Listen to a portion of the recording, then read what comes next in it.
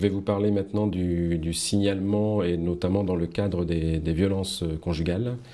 Pas seulement des violences faites aux femmes, mais en tout cas des violences conjugales. Et donc de ce signalement, on avait des dérogations, nous médecins, au secret médical, des dérogations au secret professionnel, donc qui étaient, c'est-à-dire que dans le corps de texte, on peut signaler pour des sujets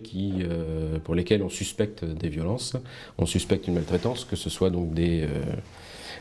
personnes vulnérables, mais de par l'âge, donc les personnes, les enfants, les mineurs, et aussi les personnes âgées, donc plus de 65 ans, même s'il à plus de 65 ans, il y a un élément supplémentaire qui s'est ajouté, puisqu'il n'y a pas seulement l'âge, c'est-à-dire qu'après 65 ans, on n'est pas considéré comme une personne vulnérable. Il faut associer à ça une déficience physique ou psychique. Donc ça, c'est pour les personnes âgées. Et ensuite, il y a les majeurs protégés et la femme enceinte aussi, qui est considérée comme une personne vulnérable.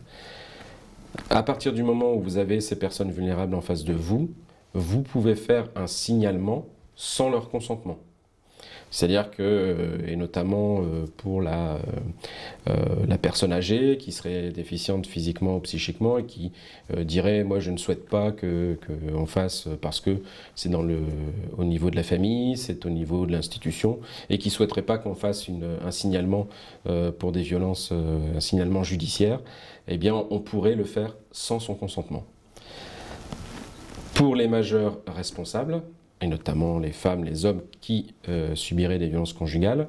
il n'y avait pas de signalement sans leur consentement. On était obligé d'avoir leur consentement. Et si la personne venait vous voir en disant ben non, je ne veux pas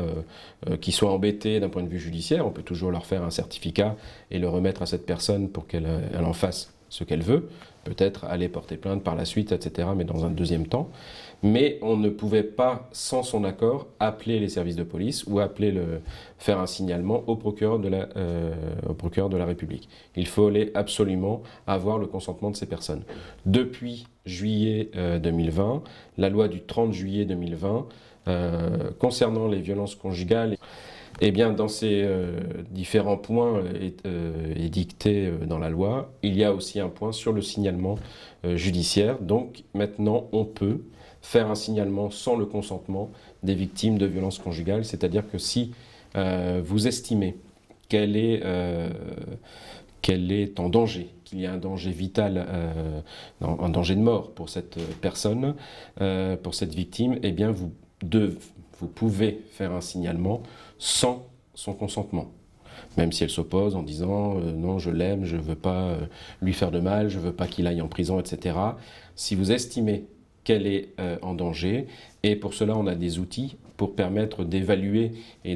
si une personne est en danger de mort et qu'il y a un danger et qu'elle est sous emprise de cet individu et qu'elle n'agit pas avec toute sa conscience, eh bien c'est un score qui est appelé un score de gravité, où il y a 9 items qui sont pris dans ce score de gravité, pour évaluer ce score de gravité. Donc il y a 9 items, et quand le score est supérieur ou égal à 4 de ces items, eh bien là il faut, c'est vraiment une personne en danger, et il faut faire un signalement dans ces cas-là.